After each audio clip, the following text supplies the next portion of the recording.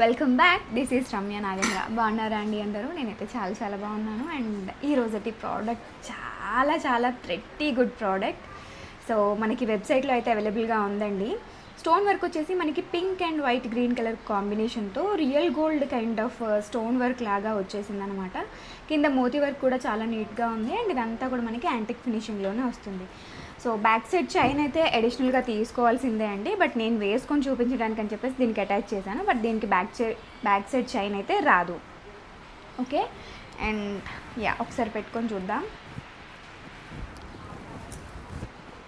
Complete ఒక decent and dignified neck piece అనమాట. 390 రూపీస్లో అయితే అవైలబుల్గా ఉంది.